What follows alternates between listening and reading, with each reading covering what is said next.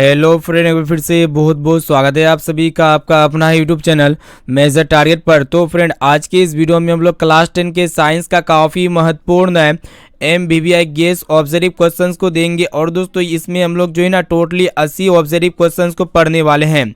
ये सभी प्रश्न जो है ना दोस्तों विज्ञान का वायरल प्रश्न पत्र है, यानी कि ये 15 फरवरी के एग्जाम में 100% इस वीडियो में से काफ़ी सारे प्रश्न जो है ना 110% लड़ेगा ही लड़ेगा।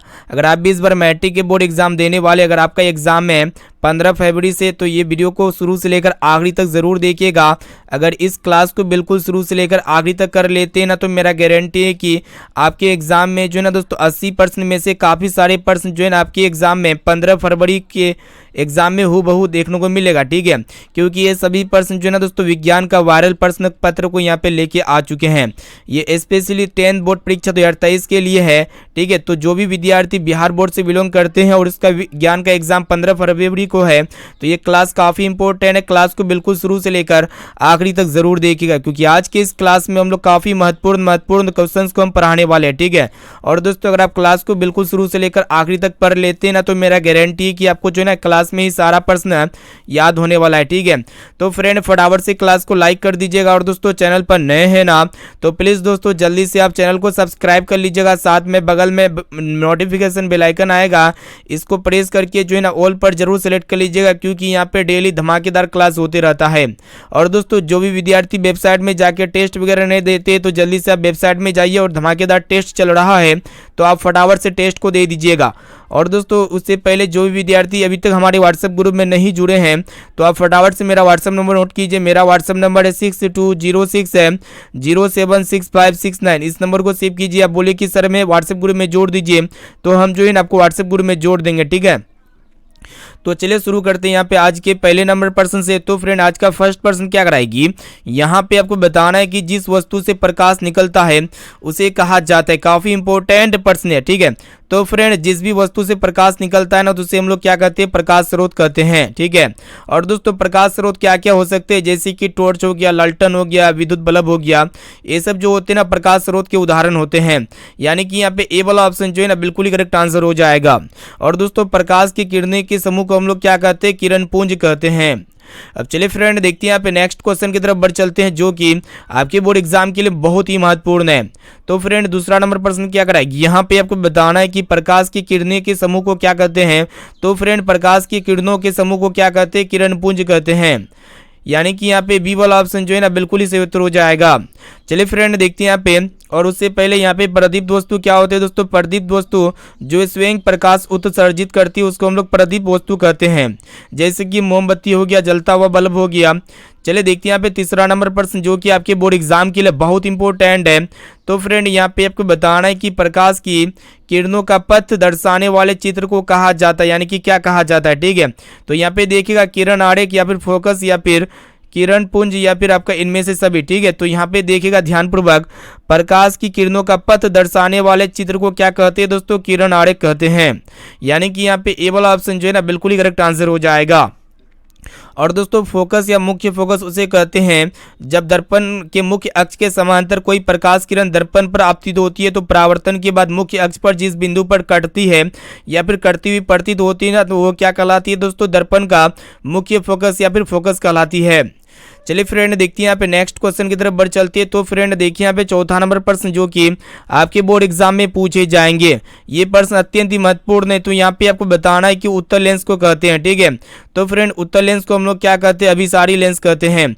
यानी कि यहाँ पे ए वाला ऑप्शन जो है ना बिल्कुल ही सही उत्तर हो जाएगा। और दोस्तों अवतल लेंस को क्या कहते हैं, अपसारी लेंस कहते हैं। दर्पण में जस्ट इसका ऑपोजिट होता है। चलिए देखते हैं यहाँ पे नेक्स्ट क्वेश्चन की तरफ बढ़ चलते हैं। तो फ्रेंड यहाँ पे क्या कराए कि यहाँ पे आपको बताना है कि लेंस के कितने वक्रता केंद्र होते हैं। तो देखिएगा दोस्तों लेंस के मुख्य 2 वक्रता केंद्र होते हैं, और दोस्तों लेंस में मुख्य फोकस की संख्या कितनी होती है, 2 होती है। चलिए देखते हैं यहाँ पे आपको बताना है कि लेंस के केंद्रीय बिंदु को क्या कहते हैं, काफी इंपॉर्टेंट प्रश्न है। तो फ्रेंड लेंस के केंद्रीय बिंदु को क्या कहते हैं, प्रकाशिक केंद्र कहते हैं। ठीक है, और दोस्तों इसको हम लोग किसके द्वारा दिखाते हैं, ओ के द्वारा दिखाते हैं। ठीक है, और दोस्तों दर्पण की केंद्रीय बिंदु क्या कहलाती है, ध्रुव कहलाती है। चलिए फ्रेंड देखते हैं यहाँ पे नेक्स्ट क्वेश्चन की तरफ बढ़ चलते हैं। तो फ्रेंड यहाँ पे 7वां नंबर प्रश्न भी बहुत इंपॉर्टेंट है। तो यहाँ पे आपको बताना है कि उत्तल लेंस की क्षमता होती है। तो देखिएगा यहाँ पे ऑप्शन ए में आपका दिया गया है धनात्मक या फिर ऋणात्मक, या फिर ए और बी दोनों, और ऑप्शन डी में आपका दिया गया इनमें से कोई नहीं, ठीक है। तो फ्रेंड यहाँ पे देखिएगा जो उत्तल लेंस होती है ना, इसकी क्षमता क्या होती है, पॉजिटिव या फिर नेगेटिव होती है। तो फ्रेंड यहाँ पे पॉजिटिव होती है, यानी कि धनात्मक होती है। देखते हैं यहाँ पे अगला प्रश्न क्या कराए कि यहाँ पे आपको बताना है कि अवतल लेंस की क्षमता होती है। तो फ्रेंड अवतल लेंस की क्षमता क्या होती है, और ऋणात्मक यानी कि नेगेटिव होती है। यहाँ पे ए वाला ऑप्शन जो है ना, इसका बिल्कुल ही करेक्ट आंसर हो जाएगा। अब चलिए फ्रेंड देखते हैं यहाँ पे नेक्स्ट क्वेश्चन की तरफ बढ़ चलते हैं। तो फ्रेंड यहाँ पे आपको बताना है कि सर्च लाइट का परावर्तक सतह होती है। काफी इंपॉर्टेंट प्रश्न है। तो फ्रेंड जो सर्च लाइट होते हैं ना, इसका जो परावर्तक सतह होता है ना, कौन सा दर्पण का होता है, तो यह अवतल दर्पण का होता है। यानी कि यहाँ पे जो है ना दोस्तों, ये वाला ऑप्शन बिल्कुल ही करेक्ट आंसर हो जाएगा। ये भी प्रश्न जो है ना आपके बोर्ड एग्जाम के लिए मोस्ट इंपॉर्टेंट है। चलिए फ्रेंड देखते हैं यहाँ पे नेक्स्ट क्वेश्चन की तरफ बढ़ चलती है। तो फ्रेंड यहाँ पे 10 नंबर प्रश्न को देखिएगा, जो कि आपके बोर्ड एग्जाम में 110% पूछे जाएंगे। यहाँ पे आपको बताना है कि रोगियों की नाक, कान, गले आदि की जांच के लिए डॉक्टर प्रयोग करते हैं। तो फ्रेंड यहाँ पे देखिएगा, रोगियों की नाक, कान, गले आदि की जांच करने के लिए डॉक्टर कौन सा दर्पण का प्रयोग करते हैं, अवतल दर्पण का प्रयोग करते हैं। और दोस्तों हजामत बनाने के लिए भी जो है ना अवतल दर्पण का ही प्रयोग किया जाता है। और दोस्तों उत्तल दर्पण का प्रयोग कहाँ पे किया जाता है, साइड मिरर के रूप में किया जाता है। और दोस्तों ये समतल दर्पण का प्रयोग जो है ना, घरों में हम लोग ऐनक के रूप में करते हैं। चलिए देखते हैं यहाँ पे नेक्स्ट क्वेश्चन, जो कि आपके बोर्ड एग्जाम के लिए बहुत ही इंपॉर्टेंट है। उससे पहले जो भी विद्यार्थी अभी तक इस क्लास को लाइक नहीं किए, तो फटाफट से क्लास को लाइक कर दीजिए। और दोस्तों चैनल पर नए हैं ना, तो प्लीज दोस्तों जल्दी से आप फटाफट से चैनल को सब्सक्राइब कर लीजिएगा। साथ में बगल में नोटिफिकेशन बेल आइकन को प्रेस करके ऑल पर जरूर सेलेक्ट कर लीजिएगा, क्योंकि यहाँ पे डेली धमाकेदार क्लास होते रहता है।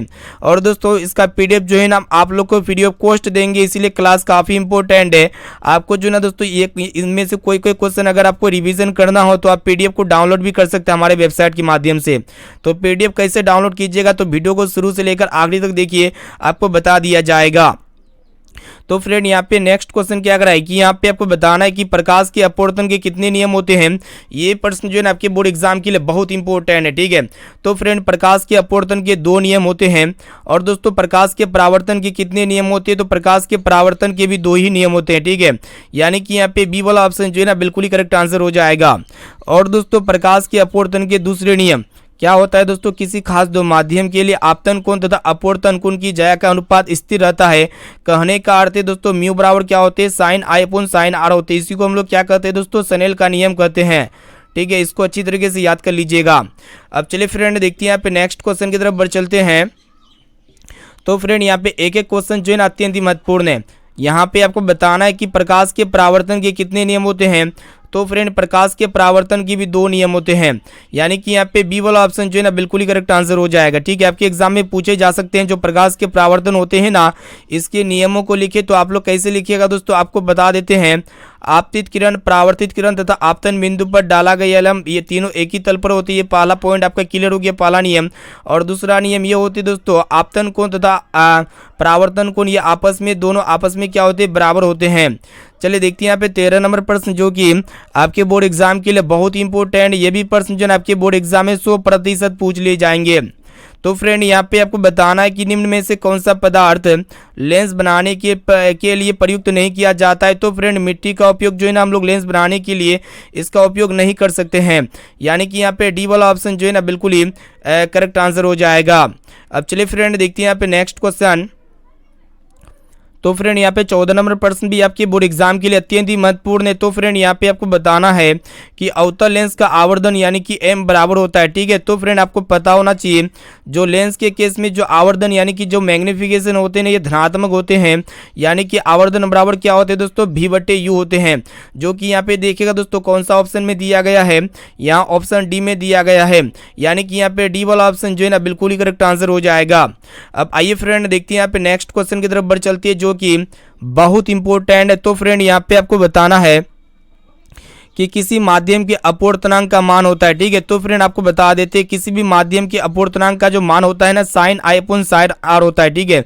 इसी को हम लोग क्या कहते हैं दोस्तों, स्नेल का नियम के नाम से भी जानते हैं। यानी कि इसका मान क्या होता है दोस्तों, कांस्टेंट रहता है, नियतांक होता है, स्थिरांक होता है। यहाँ पे ए वाला ऑप्शन जो है ना बिल्कुल ही सही उत्तर हो जाएगा। चलिए फ्रेंड देखते हैं यहाँ पे अगला प्रश्न आपके एग्जाम के लिए अत्यंत ही महत्वपूर्ण है। यहाँ पे आपको बताना है कि समतल दर्पण द्वारा बना प्रतिबिंब हमेशा कैसा होता है, वही आपको बताना है, ठीक है। तो फ्रेंड समतल दर्पण में जो प्रतिबिंब बनता है ना कैसा बनता है, काल्पनिक बनता है। और दोस्तों समतल दर्पण द्वारा बना प्रतिबिंब हमेशा वस्तु के बराबर होता है। यानी कि इसका बी वाला ऑप्शन जो है ना बिल्कुल ही करेक्ट आंसर हो जाएगा। चलिए फ्रेंड देखते हैं यहाँ पे नेक्स्ट क्वेश्चन की तरफ बढ़ चलते हैं। देखिएगा 17 नंबर प्रश्न जो कि आपके बोर्ड एग्जाम के लिए अत्यंत ही महत्वपूर्ण, ये भी प्रश्न जो है ना बोर्ड एग्जाम में 100% पूछ लिए जाएंगे। तो यहाँ पे आपको बताना है कि हजामत बनाने के लिए प्रयोग किया जाता है, ठीक है। तो फ्रेंड हजामत बनाने के लिए हम लोग जो है ना अवतल दर्पण का प्रयोग करते हैं, इसीलिए यहाँ पे बी वाला ऑप्शन जो है ना बिल्कुल ही करेक्ट आंसर हो जाएगा। अब चलिए फ्रेंड देखते हैं यहाँ पे आपको बताना है कि किसी लेंस द्वारा उत्पन्न आवर्धन, यानी कि आवर्धन का ऐसा ही मात्रक क्या होता है। तो फ्रेंड देखिएगा आवर्धन का जो है ना कोई भी ऐसा ही मात्रक नहीं होते हैं, यानी कि यह यूनिट लेस होते, मात्रक विहीन राशि होते हैं। यहाँ पे डी वाला ऑप्शन जो है ना बिल्कुल ही करेक्ट आंसर हो जाएगा। चलिए फ्रेंड देखते हैं यहाँ पे नेक्स्ट क्वेश्चन की तरफ बढ़ चलते हैं जो कि आपके बोर्ड एग्जाम के लिए बहुत इंपॉर्टेंट है। तो फ्रेंड यहाँ पे आपको बताना है कि वाहनों के साइड मिरर यानी कि पीछे देखने के दर्पण में किस दर्पण का प्रयोग किया जाता है, ठीक है। तो फ्रेंड यहाँ पे देखिएगा साइड मिरर पीछे दृश्य देखने के लिए हम लोग जो है ना दोस्तों कौन सा दर्पण का प्रयोग करते हैं, तो उत्तल दर्पण का प्रयोग करते हैं। क्योंकि उत्तल दर्पण का खासियत होता है यह विस्तृत दृष्टि क्षेत्र का प्रतिबिंब बनाता है, ठीक है, और सीधा प्रतिबिंब बनाता है। इसीलिए हम लोग जो है ना दोस्तों उत्तल दर्पण का उपयोग साइड मिरर के रूप में करते हैं। चलिए देखते हैं यहाँ पे नेक्स्ट क्वेश्चन। यहाँ पे आपको बताना है कि उत्तल दर्पण में प्रतिबिंब बनता है, ठीक है। तो फ्रेंड उत्तल दर्पण में जो प्रतिबिंब बनता है ना कैसा बनता है, काल्पनिक यानी कि आभासी बनता है। यानी कि यहाँ पे बी वाला ऑप्शन जो है ना बिल्कुल ही करेक्ट आंसर हो जाएगा। अब चलिए फ्रेंड देखते हैं यहाँ पे नेक्स्ट क्वेश्चन की तरफ बढ़ चलते हैं। तो फ्रेंड यहाँ पे देखिएगा 21 नंबर प्रश्न भी बहुत ही इंपॉर्टेंट आपके एग्जाम के लिए। तो प्रश्न को देखिएगा, यहाँ पे आपको बताना है कि गोलीय दर्पण का परावर्तक पृष्ठ वक्रीय हो सकता है क्या। तो देखिएगा दोस्तों जो गोलीय दर्पण का जो परावर्तक पृष्ठ होता है ना, गोलीय दर्पण कुछ इस प्रकार होता है। इसका जो परावर्तक पृष्ठ होता है ना दोस्तों अंदर और बाहर दोनों की ओर क्या होता है दोस्तों, वक्रीय होता है। यानी कि यहाँ पे सी वाला ऑप्शन जो है ना बिल्कुल ही करेक्ट आंसर हो जाएगा। चलिए फ्रेंड देखते हैं यहाँ पे नेक्स्ट क्वेश्चन की तरफ बढ़ चलते हैं। तो फ्रेंड यहाँ पे आपको बताना है कि वह गोलीय दर्पण जो अंदर की तरफ वक्रीय हो, ठीक है। तो फ्रेंड अंदर की तरफ वक्र कुछ इस प्रकार होगा। तो ये जो होता है ना दोस्तों कौन सा दर्पण होता है, ये आपका अवतल दर्पण होता है, ठीक है। यानी कि यहाँ पे ए वाला ऑप्शन जो है ना इसका बिल्कुल ही करेक्ट आंसर हो जाएगा। चलिए फ्रेंड देखते हैं यहाँ पे नेक्स्ट क्वेश्चन की तरफ बढ़ चलते हैं। तो फ्रेंड यहाँ पे आपको बताना है कि वह गोलीय दर्पण जो बाहर की तरफ वक्रीय हो उसको क्या कहते हैं। देखिएगा बाहर की तरफ वक्रीय कुछ इस प्रकार होता है दोस्तों, तो ये क्या कहलाती है, आपका उत्तल दर्पण कहलाती है। यानी कि इसका सी वाला ऑप्शन जो है ना बिल्कुल ही करेक्ट आंसर हो जाएगा। चलिए फ्रेंड देखते हैं यहाँ पे नेक्स्ट क्वेश्चन की तरफ बढ़ चलते हैं। तो फ्रेंड यहाँ पे आपको बताना है कि गोलीय दर्पण के परावर्तक पृष्ठ के केंद्र को कहते हैं दर्पण का क्या। काफी इंपॉर्टेंट प्रश्न है। तो फ्रेंड गोलीय दर्पण के परावर्तक पृष्ठ के केंद्र को दर्पण का क्या कहते हैं, ध्रुव कहते हैं। और दोस्तों ध्रुव को हम लोग कैपिटल पी के द्वारा दिखाते हैं, पी फॉर पोल होता है। चलिए देखते हैं यहाँ पे अगला प्रश्न आपको बताना है कि कॉर्निया के पीछे एक संरचना होती है उसे क्या कहते हैं, ठीक है। तो ध्यानपूर्वक देखिएगा दोस्तों, कॉर्निया के पीछे एक संरचना होती है उसे हम लोग क्या कहते हैं दोस्तों, परितारिका कहते हैं। और दोस्तों ये परितारिका क्या होते हैं, नेत्र का रंगीन भाग होते हैं।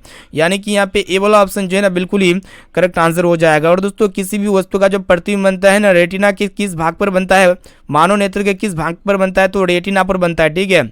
चलिए फ्रेंड देखते हैं यहाँ पे नेक्स्ट क्वेश्चन की तरफ बढ़ चलती है। तो फ्रेंड यहाँ पे देखिएगा 26 नंबर प्रश्न क्या कराएगी। यहाँ पे आपको बताना है कि परितारिका नियंत्रित करती है, ठीक है। तो फ्रेंड परितारिका जो नियंत्रित करती है ना, किसको नियंत्रित करती है वही आपको बताना है। तो पुतली के साइज को नियंत्रित करती है। यानी कि इसका डी वाला ऑप्शन जो है ना बिल्कुल ही सही उत्तर हो जाएगा। चलिए देखते हैं यहाँ पे आपको बताना है कि नेत्र में प्रवेश करने वाली प्रकाश की मात्रा को नियंत्रित कौन करती है। काफी इंपॉर्टेंट प्रश्न है, तो फटाफट से बताइए दोस्तों, नेत्र में प्रवेश करने वाली प्रकाश की मात्रा को जो कंट्रोल करता है ना, कौन करता है वही आपको बताना है। तो पुतली करती है। यानी कि यहाँ पे ए वाला ऑप्शन जो है ना बिल्कुल ही करेक्ट आंसर हो जाएगा। चलिए फ्रेंड देखते हैं यहाँ पे अगला प्रश्न भी बहुत ही इंपॉर्टेंट है। तो यहाँ पे आपको बताना है कि वृहत संख्या में प्रकाश सुग्राही कोशिकाएं कहाँ होती है, ठीक है। तो वृहत संख्या में प्रकाश सुग्राही जो कोशिका होती है ना, कहाँ पे होती है वही आपको बताना है, ठीक है। तो रेटिना में होती है। और दोस्तों रेटिना में किसी भी वस्तु का प्रतिबिंब कैसा बनता है, वास्तविक के उल्टा तथा वस्तु से छोटा बनता है। यानी कि यहाँ पे एबल ऑप्शन जो है ना बिल्कुल ही करेक्ट आंसर हो जाएगा। अब चलिए फ्रेंड देखते हैं यहाँ पे नेक्स्ट क्वेश्चन की तरफ बढ़ चलते हैं। चलिए देखते हैं यहाँ पे 29 नंबर प्रश्न भी बहुत ही इंपॉर्टेंट है। तो फ्रेंड यहाँ पे आपको बताना है कि विद्युत सिग्नल कौन उत्पन्न करती है, ठीक है। तो फ्रेंड आपको बता देते हैं विद्युत सिग्नल जो उत्पन्न करती है ना, कौन उत्पन्न करती है, तो प्रकाश सुग्राही उत्पन्न करती है। यानी कि इसका बी वाला ऑप्शन जो है ना बिल्कुल ही सही उत्तर हो जाएगा। अब आइए देखते हैं यहाँ पे 30 नंबर प्रश्न भी बहुत ही इंपॉर्टेंट आपके एग्जाम के लिए। तो फ्रेंड यहाँ पे आपको बताना है कि सिग्नलों की व्याख्या कहाँ पे होती है, ठीक है। तो फ्रेंड जो सिग्नल होती है ना उसकी जो व्याख्या होती है ना कहाँ पे होती है, मस्तिष्क में होती है, यानी कि ब्रेन में होती है। और दोस्तों मस्तिष्क को कितने भागों में बांटा गया, तो 3 भागों में बांटा गया है। पहला होता है आपका अग्र मस्तिष्क, दूसरा होता है आपका मध्य मस्तिष्क और तीसरा होता है आपका पश्च मस्तिष्क, ठीक है। चलिए फ्रेंड देखते हैं यहाँ पे नेक्स्ट क्वेश्चन की तरफ बढ़ चलते हैं। तो फ्रेंड यहाँ पे देखिएगा एक एक क्वेश्चन को अच्छी तरीके से याद कर लीजिएगा। तो यहाँ पे आपको बताना है कि मोतियाबिंद की स्थिति होती है जब क्या होती है दोस्तों, क्रिस्टल लेंस धुंधला हो जाता है, ठीक है। यानी कि यहाँ पे बी वाला ऑप्शन जो है ना बिल्कुल ही सही उत्तर हो जाएगा। चलिए देखते हैं यहाँ पे अगला प्रश्न आपको बताना है कि प्रकाशिक माध्यम कितने प्रकार के होते हैं, ठीक है। तो फ्रेंड प्रकाशिक माध्यम कितने प्रकार के होते हैं, तो 2 प्रकार के होते हैं, ठीक है। यानी कि यहाँ पे बी वाला ऑप्शन जो है ना आपके एग्जाम के लिए काफी महत्वपूर्ण है। यहाँ पे बी वाला ऑप्शन जो है ना बिल्कुल ही सही उत्तर हो जाएगा। चलिए फ्रेंड देखते हैं यहाँ पे नेक्स्ट क्वेश्चन की तरफ बढ़ चलते हैं। तो फ्रेंड यहाँ पे प्रश्न को अच्छी तरीके से देखिएगा। प्रश्न एक रहा है कि आपको बताना है कि लोहा से जिंक लेपित करने की प्रक्रिया को क्या कहते हैं। आपके एग्जाम में 100% पूछे जाएंगे, ठीक है। तो लोहा से जिंक लेपित करने की प्रक्रिया को हम लोग क्या कहते हैं वही आपको बताना। तो गैल्वेनीकरण कहते हैं, या फिर यसद लेपन कहते हैं, या फिर गैल्वेनाइजेशन कहते हैं, काफ़ी सारे नाम है। यहाँ पे बी वाला ऑप्शन जो है ना बिल्कुल ही करेक्ट आंसर हो जाएगा। चले देखते हैं यहाँ पे अगला प्रश्न की तरफ बढ़ चलते हैं। तो यहाँ पे आपको बताना है कि साग सब्जियों को विघटित होकर कंपोस्ट बनना किस प्रकार का उदाहरण होता है वही आपको बताना है। तो फ्रेंड है साग सब्जियों को विघटित होकर कंपोस्ट बनना जो है ना यह एक प्रकार का ऊष्माक्षेपी रासायनिक अभिक्रिया का उदाहरण है। और दोस्तों शरीर में भोजन का पचना किस प्रकार की रासायनिक अभिक्रिया है, तो ये भी जो होती है ना दोस्तों ऊष्माक्षेपी रासायनिक अभिक्रिया में आती है। ऊष्माक्षेपी यहाँ पे ऑप्शन बी में दिया गया है, यानी कि यहाँ पे बी वाला ऑप्शन जो है ना बिल्कुल ही करेक्ट आंसर हो जाएगा। चलिए फ्रेंड देखते हैं यहाँ पे आपको बताना है कि निम्न में से कौन सा उत्पाद जो है ना लेड नाइट्रेट को गर्म करने पर प्राप्त होता है, ठीक है। तो फ्रेंड यहाँ पे देखिएगा लेड नाइट्रेट को गर्म करने पर क्या प्राप्त होता है, तो यहाँ पे NO2 और N2 प्राप्त होती है, सॉरी NO2 और यहाँ पे ऑक्सीजन प्राप्त होती है। यहाँ पे डी वाला ऑप्शन जो है ना इसका बिल्कुल ही सही उत्तर हो जाएगा। चलिए देखते हैं यहाँ पे अगला प्रश्न की तरफ बढ़ चलते हैं। तो फ्रेंड उससे पहले जो भी विद्यार्थी अभी तक इस क्लास को लाइक नहीं किया ना, तो प्लीज़ दोस्तों जल्दी से आप फटाफट से क्लास को लाइक कर दीजिएगा। और दोस्तों चैनल पर नए हैं ना तो चैनल को भी सब्सक्राइब कर लीजिएगा। देखिए यहाँ पे क्या करा है कि निम्न में से कौन सही है, ठीक है। तो फ्रेंड यहाँ पे देखिएगा इनमें से कौन सही है, तो यहाँ पे ऑप्शन बी में आपका दिया गया है Na2CO3 10H2O, ठीक है। कहने का अर्थ इसमें क्या है दोस्तों, इसको हम लोग धोने वाला सोडा भी कहते हैं। धोने वाला सोडा का रासायनिक सूत्र क्या होते हैं, Na2CO3 10H2O होते हैं। कहने का अर्थ इसमें कितने अणुजल होते हैं दोस्तों, 10 अणुजल होते हैं। इसका जो रासायनिक नाम होते हैं ना क्या होते हैं, सोडियम कार्बोनेट होते हैं। चलिए देखते हैं यहाँ पे आपको बताना है कि समीकरण 2H2O plus O2 tense to 2H2O है एक, ठीक है। तो फ्रेंड यहाँ पे देखिएगा इसमें क्या हो रहा है कि हाइड्रोजन जो है ना ऑक्सीजन का के साथ जुड़ करके जल नामक द्रव का निर्माण करते हैं। इसमें क्या हो रहा है दोस्तों, संयोजन एक रासायनिक अभिक्रिया का उदाहरण है। यानी कि यहाँ पे ए वाला ऑप्शन जो है ना बिल्कुल ही करेक्ट आंसर हो जाएगा। संयोजन रासायनिक अभिक्रिया क्या होती है कि 2 या 2 से अधिक छोटे अणु मिलकर एक बड़े अणु का निर्माण करती है। चलिए फ्रेंड देखते हैं यहाँ पे नेक्स्ट क्वेश्चन की तरफ बढ़ चलते हैं। तो फ्रेंड यहाँ पे आपको बताना है कि निम्न में कौन ऑक्सीकरण की क्रिया नहीं है, ठीक है। तो फटाफट से कमेंट सेक्शन में बताइए दोस्तों इनमें जो है ना कौन ऑक्सीकरण की क्रिया नहीं है। तो यहाँ पे देखिएगा अवक्षेपण जो है ना ये ऑक्सीकरण की क्रिया नहीं है, यानी कि इसमें ऑक्सीजन की जरूरत ही नहीं होती है, ऑक्सीजन की आवश्यकता नहीं होती है। चलिए देखते हैं यहाँ पे अगली तरफ प्रश्न की तरफ बढ़ चलते हैं। तो फ्रेंड यहाँ पे आपको बताना है कि कोई विलयन लाल लिटमस पत्र को नीला कर देता है तो इसका पीएच मान संभव तो क्या होगा, ठीक है। तो फ्रेंड हम आपको बार बार बताते हैं जो क्षार होते हैं ना दोस्तों, क्षार का काम क्या होते हैं, लाल लिटमस पत्र को नीला कर देना। और दोस्तों क्षार का जो पीएच मान होते हैं ना क्या होते हैं, 7 से ज़्यादा होते हैं, यानी कि 7 से अधिक होते हैं। यानी कि यहाँ पे जो है दोस्तों कौन सा ऑप्शन में दिया गया, ऑप्शन डी में आपका दिया गया, यानी कि यहाँ पे डी वाला ऑप्शन जो है ना बिल्कुल ही करेक्ट आंसर हो जाएगा। अब आइए फ्रेंड देखते हैं यहाँ पे अगला प्रश्न क्या कराए कि यहाँ पे आपको बताना है कि किसी भी उदासीन विलयन का पीएच मान कितना होता है। तो फ्रेंड जिस भी विलयन की पीएच का मान साथ होता है तो वो विलेन क्या होता है, उदासीन होता है। यानी कि यहाँ पे बी वाला ऑप्शन जो है ना इसका बिल्कुल ही करेक्ट आंसर हो जाएगा। चलिए फ्रेंड देखते हैं यहाँ पे नेक्स्ट क्वेश्चन की तरफ बढ़ चलते हैं। तो फ्रेंड यहाँ पे आपको बताना है कि निम्नांकित में से कौन लवण है, ठीक है। तो फ्रेंड यहाँ पे लवण कौन होगा, तो पोटेशियम सल्फेट यह एक प्रकार का लवण हो जाएगा। यानी कि यहाँ पे सी वाला ऑप्शन जो है ना बिल्कुल ही सही उत्तर हो जाएगा। इनके अलावा आपका HCl हो गया, एक प्रकार का अम्ल है NaOH, और यहाँ पे NH4OH, ये दोनों क्या है दोस्तों, आपका क्षार है। चलिए फ्रेंड देखते हैं यहाँ पे 42 नंबर प्रश्न भी बहुत ही इंपॉर्टेंट आपके एग्जाम के लिए। तो फ्रेंड यहाँ पे आपको बताना है कि खतरे के संकेत का प्रकाश किस रंग का होता है। तो देखिएगा खतरे के संकेत का जो प्रकाश होता है ना दोस्तों, ये कौन सा रंग का होता है, लाल रंग का होता है, क्योंकि लाल रंग का तरंगदैर्ध्य सबसे ज़्यादा होता है, इसका प्रकीर्णन सबसे कम होता है। इन्हीं कारणों से जो लाल रंग होता है ना, बिना छितराए अधिकतम दूरी तय करती है। अब चलिए फ्रेंड देखते हैं यहाँ पे नेक्स्ट क्वेश्चन। यहाँ पे आपको बताना है कि सूर्योदय तथा सूर्यास्त के समय आकाश कैसा दिखता है, ठीक है। तो फ्रेंड यहाँ पे देखिएगा सूर्योदय तथा सूर्यास्त के समय आकाश कैसा दिखता है, लाल यानी कि रक्तताप दिखता है। यहाँ पे ए वाला ऑप्शन जो है ना इसका बिल्कुल ही करेक्ट आंसर हो जाएगा। अब चलिए फ्रेंड देखते हैं यहाँ पे नेक्स्ट क्वेश्चन की तरफ बढ़ चलते हैं। तो फ्रेंड यहाँ पे आपको बताना है कि दोपहर के समय सूर्य कैसा प्रतीत होता है, ठीक है। तो फटाफट से कमेंट सेक्शन में जाके बताइए एक एक क्वेश्चन का आंसर। तो फ्रेंड यहाँ पे देखिएगा दोपहर के समय सूर्य कैसा प्रतीत होता है, तो सफेद प्रतीत होता है। यहाँ पे बी वाला ऑप्शन जो है ना इसका बिल्कुल ही करेक्ट आंसर हो जाएगा। अब चलिए फ्रेंड देखते हैं यहाँ पे अगला प्रश्न भी बहुत ही इंपॉर्टेंट आपके एग्जाम के लिए। तो फ्रेंड यहाँ पे आपको बताना है कि किसी माध्यम में छोटे छोटे कणों के निलंबन को क्या कहा जाता है, वही आपको बताना है। तो कोलाइड कहा जाता है। यानी कि इसका ए वाला ऑप्शन जो है ना बिल्कुल ही करेक्ट आंसर हो जाएगा। अब चलिए फ्रेंड देखते हैं यहाँ पे नेक्स्ट क्वेश्चन की तरफ बढ़ चलते हैं। तो फ्रेंड यहाँ पे देखिएगा काफ़ी महत्वपूर्ण है कि किसी कोलाइडी विलयन में निलंबित कणों से प्रकाश के प्रकीर्णन को क्या कहा जाता है, तो टिंडल प्रभाव कहा जाता है। इसको भी अच्छी तरीके से याद कर लीजिए। अब आइए फ्रेंड देखते हैं यहाँ पे आपको बताना है कि इंद्रधनुष में कितने रंग होते हैं। तो फ्रेंड इंद्रधनुष में कितने रंग होते हैं, तो 7 रंग होते हैं। यानी कि यहाँ पे बी वाला ऑप्शन जो है ना बिल्कुल ही करेक्ट आंसर हो जाएगा। अब चलिए फ्रेंड देखते हैं यहाँ पे नेक्स्ट क्वेश्चन काफी महत्वपूर्ण है। तो यहाँ पे आपको बताना है कि सर्वप्रथम सूर्य का स्पेक्ट्रम प्राप्त करने के लिए कांच के प्रिज्म का उपयोग किसने किया था, काफी महत्वपूर्ण है। तो फ्रेंड सबसे पहले सूर्य का स्पेक्ट्रम प्राप्त करने के लिए कांच का जो उपयोग किया था ना, किसने किया था, न्यूटन ने किया था। यानी कि यहाँ पे ए वाला ऑप्शन जो है ना इसका बिल्कुल ही सही उत्तर हो जाएगा। चलिए फ्रेंड देखते हैं यहाँ पे नेक्स्ट क्वेश्चन की तरफ बढ़ चलते हैं। तो फ्रेंड ये भी प्रश्न जो है ना आपके एग्जाम के लिए अत्यंत ही महत्वपूर्ण है। तो यहाँ पे आपको बताना है कि मानव नेत्र कार्य करती है, ठीक है। तो फ्रेंड मानव नेत्र जो है ना किस प्रकार कार्य करती है, तो कैमरा के भांति कार्य करती है। और दोस्तों हमारा आँख जो होती है ना एक साथ 576 मेगापिक्सल एरिया को कवर कर सकता है। चलिए फ्रेंड देखते हैं यहाँ पे अगला प्रश्न काफी महत्वपूर्ण है। तो यहाँ पे आपको बताना है कि प्रकाश मतलब देखिएगा प्रकाश जो होता है ना एक पतली झिल्ली से होकर नेत्र में प्रवेश करता है। तो इस झिल्ली को हम लोग क्या कहते हैं, वही आपको बताना है। तो फ्रेंड इस झिल्ली को हम लोग क्या कहते हैं, कॉर्निया कहते हैं और स्वच्छ मंडल कहते हैं। यानी कि ये दोनों कहते हैं। यहाँ पे सी वाला ऑप्शन जो है ना इसका बिल्कुल ही सही उत्तर हो जाएगा। चलिए फ्रेंड देखते हैं यहाँ पे नेक्स्ट क्वेश्चन की तरफ बढ़ चलते हैं। तो फ्रेंड ये भी प्रश्न जो है ना बहुत इंपॉर्टेंट है। तो यहाँ पे देखिएगा प्रश्न ये कराएगी जरा दृष्टि दोष को दूर करने के काम में लाया गया लेंस होता है, ठीक है। तो फ्रेंड यहाँ पे देखिएगा जो भी व्यक्ति जरा दृष्टि दोष से पीड़ित होता है ना, तो उसको दूर करने के लिए हम लोग बाइफोकल लेंस से बने चश्मे का उपयोग करते हैं, ठीक है। और दोस्तों जो भी व्यक्ति निकट दृष्टि दोष से पीड़ित होता है ना, तो उस व्यक्ति को अवतल लेंस से बने चश्मे का उपयोग किया जाता है। और जो भी व्यक्ति यहाँ पे देखेगा दूर दृष्टि दोष से पीड़ित होता है, तो उस व्यक्ति को उत्तल लेंस से बने चश्मे का उपयोग किया जाता है। चलिए फ्रेंड देखते हैं यहाँ पे नेक्स्ट क्वेश्चन। यहाँ पे आपको बताना है कि श्वेत प्रकाश में कितने वर्ण होते हैं। तो फ्रेंड जो श्वेत प्रकाश यानी कि जो व्हाइट लाइट होते हैं ना, इसमें कितने कलर होते हैं, तो इसमें 7 कलर होते हैं। यहाँ पे डी वाला ऑप्शन जो है ना बिल्कुल ही करेक्ट आंसर हो जाएगा। चलिए फ्रेंड देखते हैं यहाँ पे नेक्स्ट क्वेश्चन भी बहुत ही महत्वपूर्ण है। तो यहाँ पे आपको बताना है कि ओम का नियम किसने दिया था, ठीक है। तो फ्रेंड ओम का नियम का प्रतिपादन किसने किया था, तो जॉर्ज साइमन ने किया था।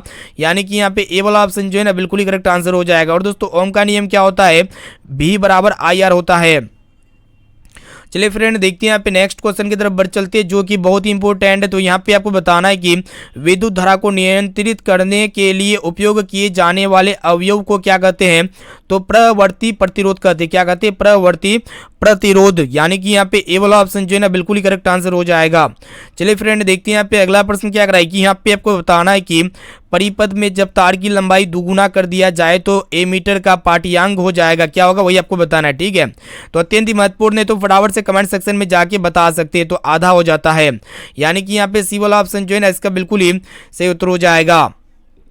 अब चलिए फ्रेंड देखते हैं यहाँ पे नेक्स्ट क्वेश्चन की तरफ बढ़ चलते हैं, जो कि अत्यंत ही महत्वपूर्ण है। तो फ्रेंड यहाँ पे आपको बताना है कि BOT यूनिट क्या होता है, बोर्ड ऑफ ट्रेड यूनिट के नाम से जानते हैं। तो ये किसके बराबर होती है दोस्तों, 3.6 गुना 10 के पावर 6 जूल के बराबर होते हैं।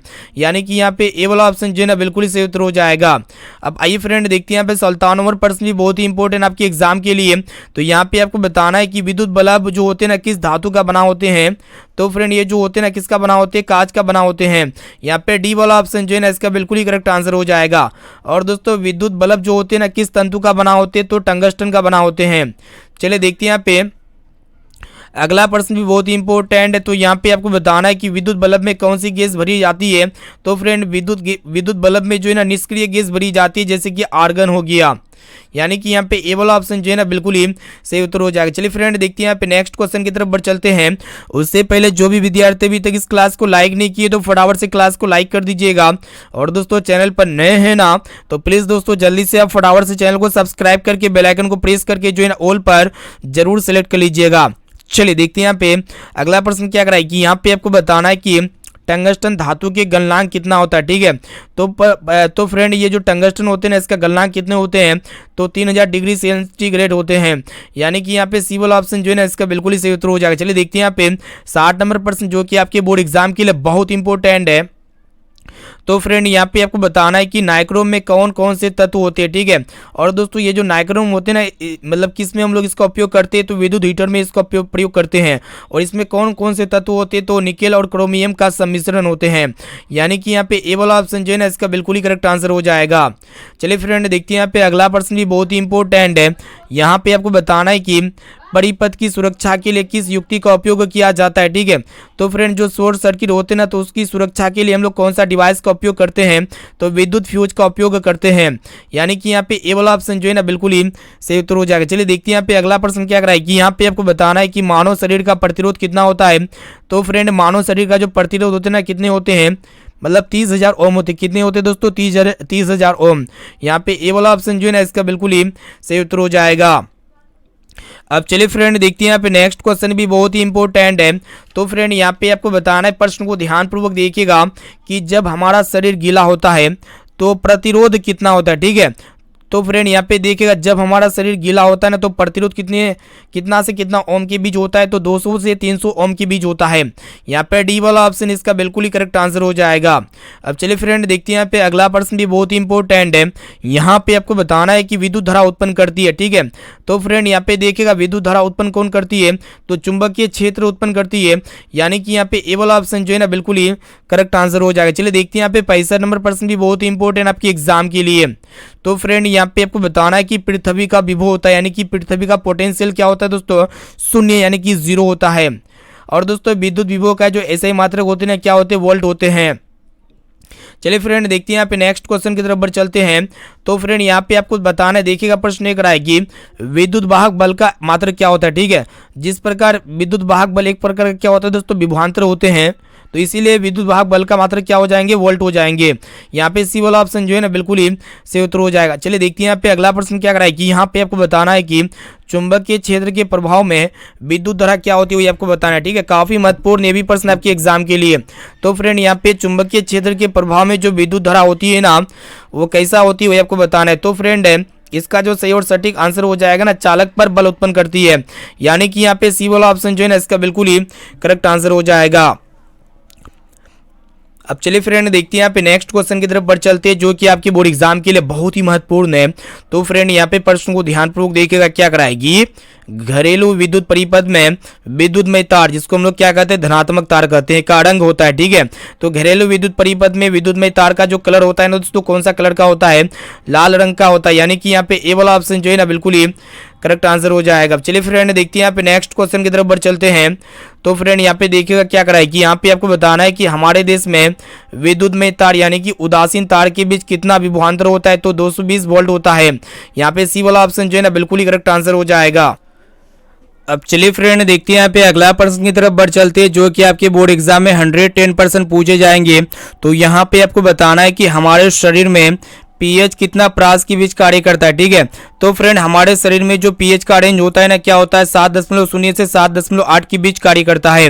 यानी कि यहाँ पे बी वाला ऑप्शन जो है ना बिल्कुल ही करेक्ट आंसर हो जाएगा। और दोस्तों आपके एग्जाम में एक प्रश्न भी पूछी आती है कि रक्त का पीएच मान कितना होता है, तो 7.4 होता है। साथ में इसको भी अच्छी तरीके से याद कर लीजिएगा। चलिए फ्रेंड देखते हैं यहाँ पे नेक्स्ट क्वेश्चन की तरफ बढ़ चलते हैं जो कि बहुत इंपॉर्टेंट है। तो फ्रेंड यहाँ पे आपको बताना है कि बेकिंग पाउडर का अणुसूत्र क्या होता है, ठीक है। तो फ्रेंड यहाँ पे जो बेकिंग पाउडर होता है ना, इसका जो अणुसूत्र होता है ना, क्या होता है, NaHCO3 होता है। क्या होता है, NaHCO3, यानी कि यहाँ पे सी वाला ऑप्शन जो है ना बिल्कुल ही करेक्ट आंसर हो जाएगा। इसको हम लोग क्या कहते हैं दोस्तों, सोडियम हाइड्रोजन कार्बोनेट कहते हैं। इसे हम लोग खाने वाला सोडा भी कहते हैं। चलिए देखते हैं यहाँ पे अगला प्रश्न भी बहुत ही इंपॉर्टेंट है।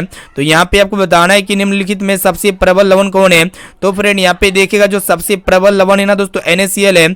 यानी कि NaCl जो आपका नमक होते हैं ना दोस्तों, ये क्या होते हैं, अधातु होते हैं, ये चमकीला होते हैं, ठीक है। यहाँ पे ए वाला ऑप्शन जो है ना बिल्कुल ही करेक्ट आंसर हो जाएगा। चलिए देखते हैं यहाँ पे आपको बताना है कि दांतों को साफ करने के लिए दंत मंजन यानी कि जो टूथपेस्ट होता है ना, वो पढ़ाई क्या होता है दोस्तों, आपका क्षारीय होता है। यानी कि यहाँ पे ए वाला ऑप्शन जो है ना इसका बिल्कुल ही करेक्ट आंसर हो जाएगा।